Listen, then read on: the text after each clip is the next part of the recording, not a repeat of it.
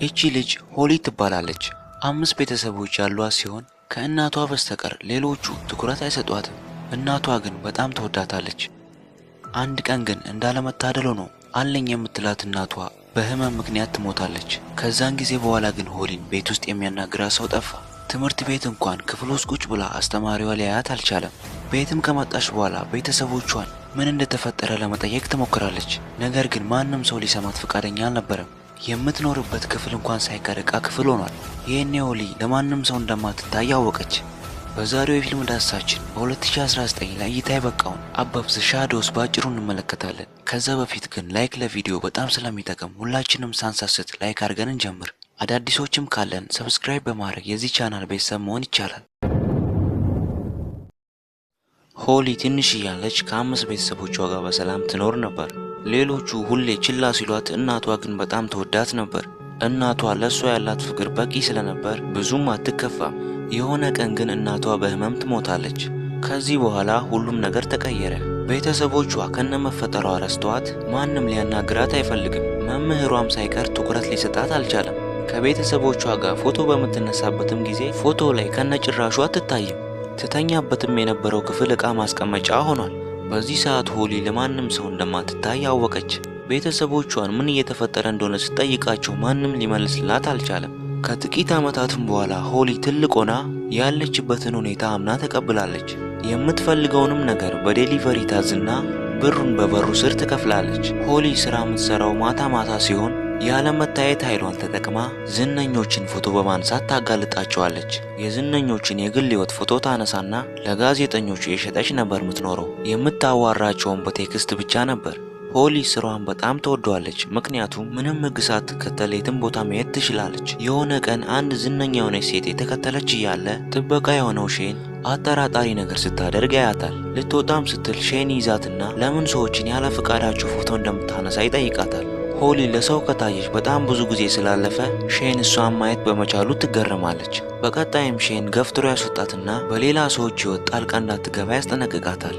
ሆሊ ሼንን በተደጋጋሚ እሷን ማየት እንደሚችል ትጠይቋለች። ሌላ ጥበቃ ሲጋራ ለማጨስ ሲወጣ ሆሊ ከታየችው ስትጠይቀው እሱ ግን ሊያያትም ሊሰማትም አልቻለም። በቀጣይ ቀን ሆሊ የእናቷ መቃብር ጋር ትሄዳለች። ወደ ቤትም ስትመለስ ሼንን ከዚህ በፊት እንደምታውቀው ትረዳለች። ሼንም ታዋቂ የቦክስ ተወዳዳሪ ሲሆን አንዲት ዝነኛ ፍቅረኛ ነበረችው። ሲማግጥ አንስታ የለቀቀችበትም ሆሊ ነበረች። በዚህ ፎቶ ምክንያትም ህይወቱ ሊበላሽ ችሏል።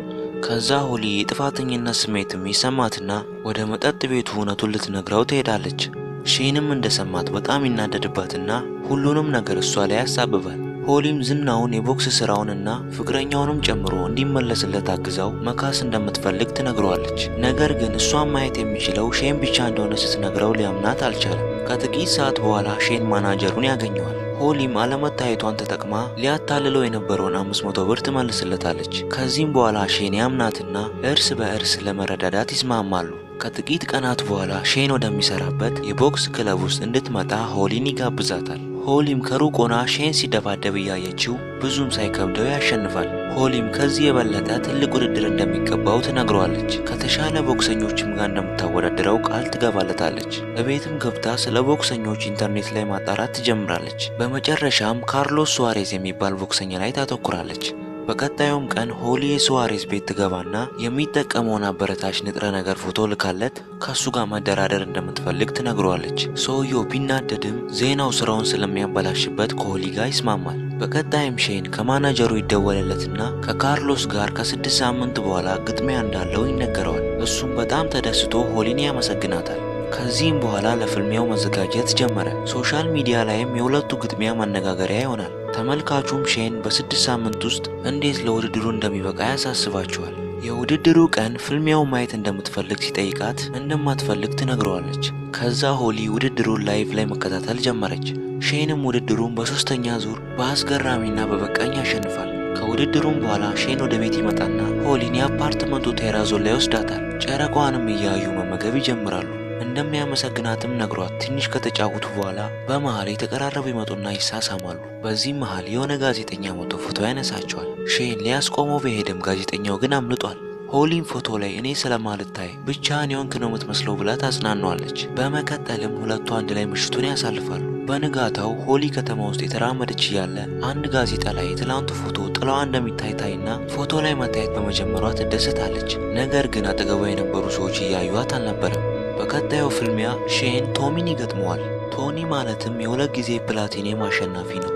ሼንም በመጀመሪያው ዙር እንደሚዘርረው ይፎክራል። ደግሞ የመጨረሻው ጥያቄ የፎቶ ጥላ ላይ የምትታየው ሴት የቀድሞ ፍቅረኛው እንደሆነች ሲጠየቅ በጥያቄው ላይ መልስ ሳይሰጥ ይቀራል። ከመግለጫው በኋላ ሆሊ ያላትን ኃይል ተጠቅማ ቶሚን ታስፈራረዋለች። የፍቅረኛውን ፎቶና 16 ዓመቷም እንደሆነ ትልክለታለች።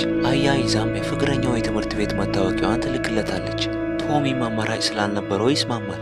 እንደ ስምምነቱም ቶሚ ውድድሩ ላይ አውቆ ይሸነፋል። የሼን ዝናም በድጋሚ ይመለስለታል። ከጥቂት ቀናት በኋላ ሆሊ ሼን ከእውቁ ቦክሰኛ ከጃክሰን ጋር ስለሚያደርገው ውድድር ዜና ታሰራጫለች።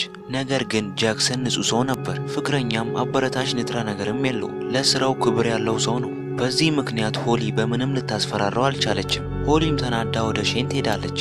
እዛም ስትደርስ ሼን ብቻውን አልነበረም። ከድሮ ፍቅረኛው ከጁሊያና ጋር ተመልሶ ነበር። ከዛ ሆሊም በንዴት ትወጣለች። ሼንም ይከተላትና ያስቆማታል። እያወሩም እያለ በመሃል ቶሚን ለሱ ብላ እንዳስፈራራችሁ ትነግሯለች። በራሱ የሚተማመነውም ሼም እውነቱን መቀበል ከብዶት በነገረችው ነገር በጣም ይናደዳል። እሷ ከምታግዘው በችሎታው ማሸነፍ እንደሚመርጥ ነግሯት ይቅርታ ብትጠይቀውም ጥሏት ይሄዳል። ከዚህ በኋላ ሆሊ ወደሚደብረው ህይወቷ ትመለሳለች። ወደ መጠጥ ቤትም ትሄድና ድሮ ያቆመችውን ስራዋን ትሰራለች። ከጥቂትም ቀናት በኋላ ሼን ወደ ቤቷ ሄድና ያለፈው ውድቀቱ ሆሊ ባነሳችው ፎቶ ሳይሆን በራሱ ከመጠን በላይ ስለሚተማመንና በግዴለሽነቱ እንደሆነ ይነግራታል። በዚህም ሁለተኛ ሊያገኛት እንደማይፈልግ ይነግራታል። በመጣላታቸውም እያለቀሰች ጠረጴዛ ላይ ተቀምጠውን ተወረውራለች። ከተወሰኑ ቀናት በኋላ ሆሊ መስታወት ላይ ራሷ ማየት አልቻለችም። ይሄ ነገር ከዚህ በፊትም ተፈጥሮ አያውቅም። በዚህ ዓለም ላይ የሚያያት ብቸኛው ሼን ራሱ አጠገቡ ቆማ ሊያያት አልቻለም። በዚህም ተከፍታ ከተማውን ለቃ ለመውጣት ታስባለች። ከመሄዷ በፊት ግን ቤተሰቦቿ ጋር ትሄድና እህቷ ከባሏ ጋር ስለ እርግዝናቸው እንዲያውቁ ታደርጋለች። ለረጅም ጊዜ ፍቅር የያዘውንም ወንድሟን ከሚወዳት ልጅ ጋር እንዲያወራ ትረዳዋለች። አባቷም በሕይወት ዘመኑ ጥሩ ሰው እንደነበር ትረዳለች። እናታቸው ከሞተች ቀን ጀምሮ በየቀኑ መቃብሯን ይጎበኝ ነበር። በመጨረሻውም ውድድር ሼን የጃክሰንን ያክል ጎበዝ አልነበረም። ፍልሚያው ላይ ሼን በብዛት የተመታ ነበር። ለሼንም ተጨንቃ ሆሊ ወደ ፍልሚያው ልትሄድ ተወስናለች። የምትወደውም ሰው ሲደበደብ በማየቷ ህመም ይሰማታል። ያለመታየት ኃይሏን ተጠቅማ ወደ ውድድር ውስጥም ትገባና ከሼን ጎን ትሆናለች። እጁንም ይዛ ሁሌ ከጎኑ እንደምትሆን ስትነግረው ሼን በድንገት እሷን ማየት ቻለ። ሼንም ብቻ ሳይሆን ሁሉም ተመልካች እሷን ማየት ቻለ። ጥበቃውም ውድድሩ እንዲቀጥል ከውስጥ ጎትቶ ያወጣታል። ነገር ግን ሼን ውድድሩን ይሸነፋል። ውድድሩም እንዳለቀ ሼን ሆሊን ለማግኘት በፍጥነት ይወጣል። በናፍቆትም ይሳሳማሉ። ከተወሰኑ ቀናትም በኋላ ሆሊ አባቷን ለማየት ትመጣለች። በአሁኑ ግን ያስተውላትና አባትና ልጅ ይተቃቀፋሉ። እናም ተመልካቾቼ በዛሬው የፊልም ዳሰሳችን አባቭ ዘ ሻዶውስን በአጭሩ በዚህ መልኩ አየን። በቀጣይም ባሪ ፊልም እንገናኛለን። ቪዲዮንም ከመዝጋታችሁ በፊት ላይክ እና ሰብስክራይብ ማድረጋችሁን አትርሱ።